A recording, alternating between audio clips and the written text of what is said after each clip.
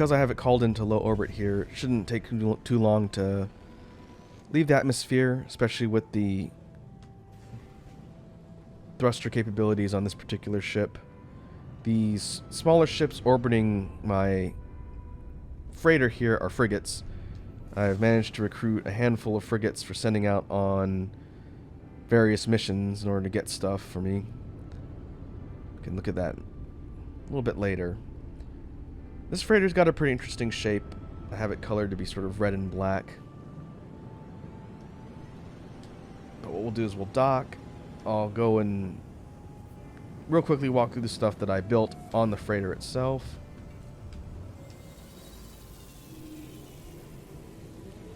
Also, it'd be a good chance to show off the other ship I managed to pick up as I was exploring the galaxy.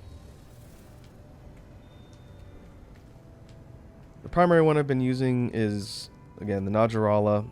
It's a pretty functional, high-speed fighter with decent weaponry.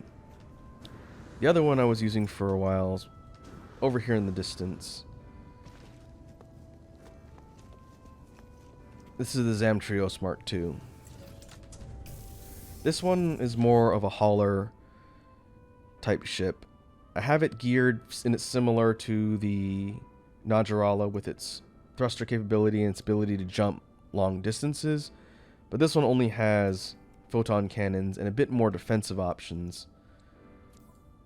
Primarily, this is the ship I was using to explore and do a lot of large volume trading. There are a bunch of modules here that I can dump over in storage when I get a spare minute.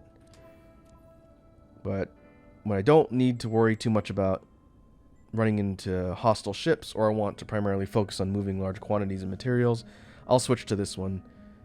It's almost on par with the Najarala as far as its maneuverability, but it can jump a little bit further and it's a bit more bulky and sturdy. But we'll stick with the other one for now, and before we head out into the galaxy, let's go up to the main area of the freighter and I'll real quickly walk through all the stuff that I put into my ship.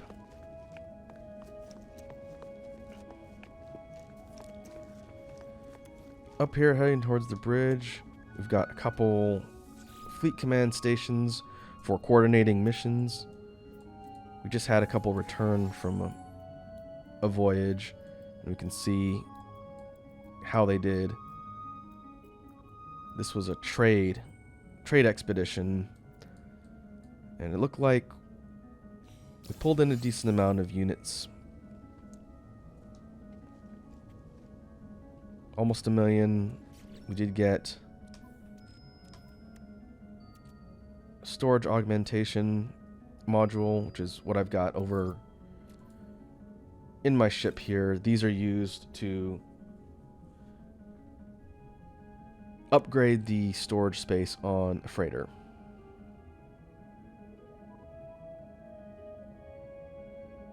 Or specifically, these are used to upgrade starship storage and or tech slots. Pretty handy to have. This one's not done. Maybe we can send off a couple sets of ships on missions so that they're off and running while we're playing through here. Balanced. We can do a combination of science.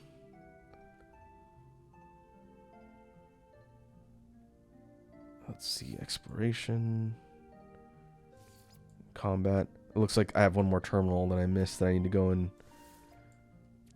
take a look at so I can get the debriefs from those captains.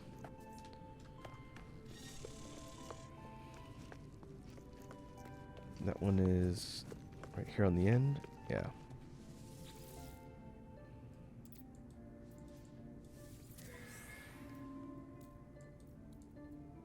This was an industrial expedition. It'll probably be a mix of money and minerals or materials to use.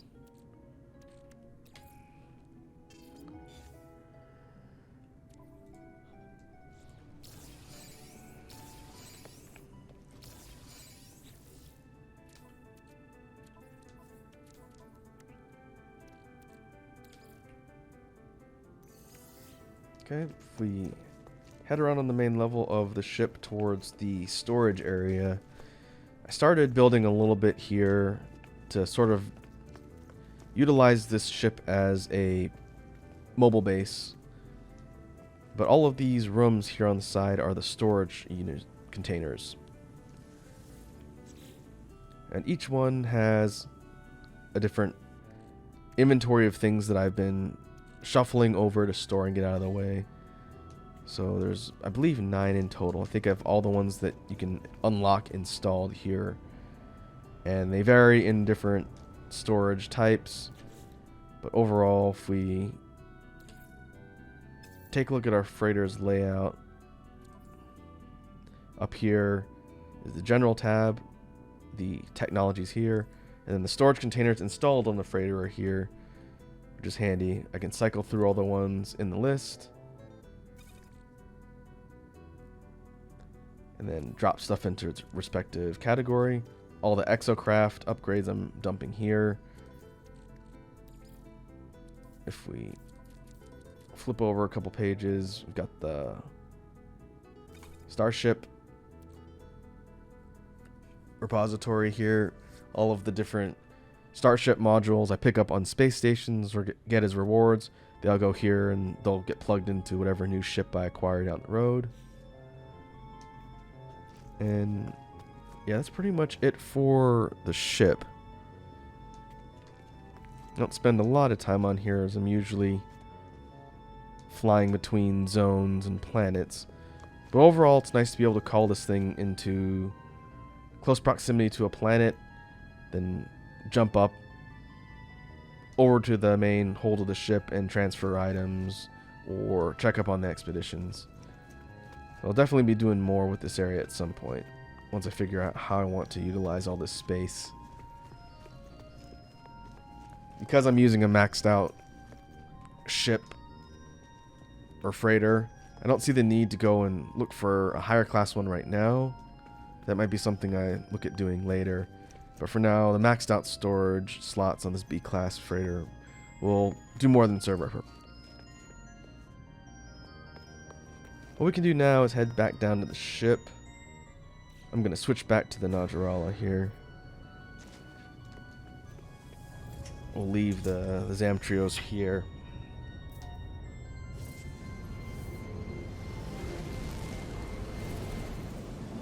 Headed out from the ship. One thing I wanted to demo in this video that didn't exist in the previous builds that I tried for this game is the new anomaly system. If you remember back to the first playthrough of No Man's Sky, when traveling between planets and different systems, sometimes you'd run into a spot with a big spherical anomaly space station, and you fly in and dock at it like you would any other space station. But there's 2 NPCs named Nada and Polo that would sit on the anomaly and give you hints about exploring the galaxy, and they would point you towards different quest objectives. Well, now instead of trying to track down the anomaly, you can just call it directly using the summon space anomaly. And this particular feature is tied into the multiplayer aspects of No Man's Sky. Specifically, this is a mechanism that didn't exist in my first playthrough since there was no multiplayer. When you enter the anomaly, it creates a lobby instances of other players that are playing the game in this spot. The central hub with the main quest area in the very middle called the Nexus. But upon docking here at the anomaly, which is essentially a city, we can see other players walking around. Which, the first time I saw it was a big deal because the original hype pieces for No Man's Sky when it was in development talked about this multiplayer experience where you could join up with your friends and go exploring space together. And when this game launched, you couldn't do that, which was part of the reason why a lot of people felt like it didn't quite deliver on its promises. But now they've instituted this sort of hub lobby system here at the Nexus in the middle. You can take on different quests for Quicksilver, which is this material here. Quicksilver is used to purchase special cosmetic and other unique items from a merchant here on the anomaly.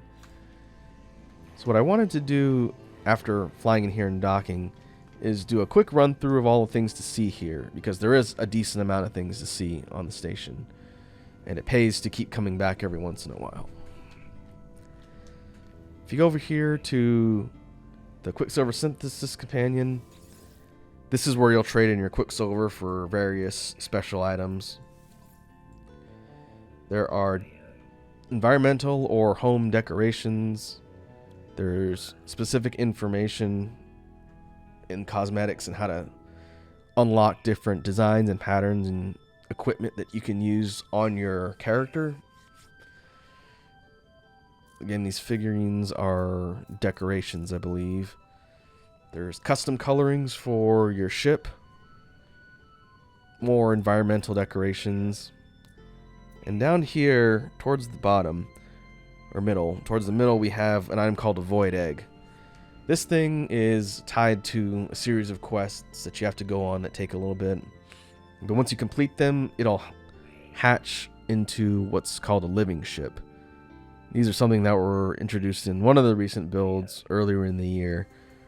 The living ships, like they sound like, are organic, and they all have very unique combinations of designs, and quite a few permutations, along with their color schemes. At some point, once I unlock the Void Egg with enough currency, I hope to be able to document my experience going through the different quests in order to get a living ship. You can check around to see if any in the Anomaly have flown through. I don't see any, but the living ships are basically these big organic creature type things you fly around the stars in. Pretty interesting update and something I hope they do more with in the future. If we head up to the main second level of the Anomaly, we've got a couple merchants here. Helios, the tree-headed guy here, will give you rewards if you tell him the things you discovered, and by default researched. Over here we have Ares, the Quicksilver merchant.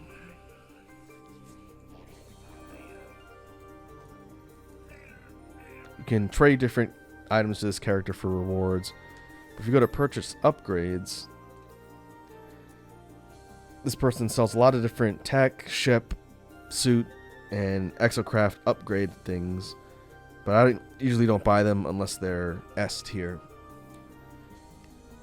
Besides that, I think the inventory of this character changes every once in a while, so it does pay to come up and talk to them, see if they've got any new information or rewards to give.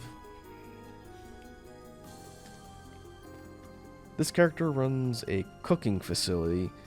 If you spend enough time cooking in the game, you can make nice dishes and bring them here to this guy for a reward. It's not really something I've dabbled in yet, but it is one of the new systems for this.